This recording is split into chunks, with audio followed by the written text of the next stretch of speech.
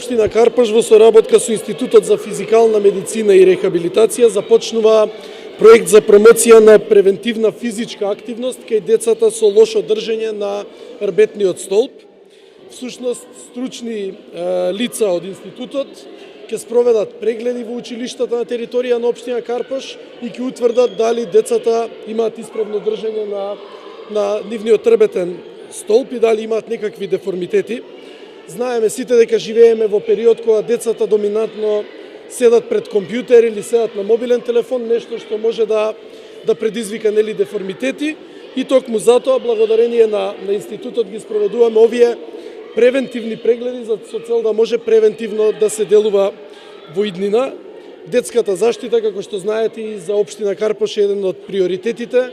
Ние уште од почетокот на овој мандат спроведовме и бесплатни очни прегледи низ училиштата, продолжуваме во иста насока со цел превентивно да ги заштитиме нашите деца, најмладите карпошани од понатамошни компликации кои што може да имаат последици по нивното здравје. Користам секако и оваа прилика да се заблагодарам на институтот и да побарам, односно да си посакам да имаме уште поголема и поуспешна соработка во иднина. Врз основа на добиените податоци од Институтот за јавно здравје од 2016 година, кои се навистина шокантни, околу 1/3 од учениците, односно секој трети ученик, има деформитети на рбетниот столб или лошо држење на рбетот.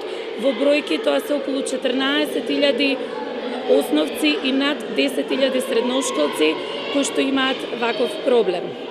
Токму затоа, Институтот за физикална медицина и рехабилитација, како најрелевантна институција во државата за третман на вакви деформитети, се вклучи преку Министерството за здравство, а во соработка со општините Центар и општина Карпаш во иницирање на еден ваков проект со кој што би дале значаен придонес во заштита на здравјето на децата.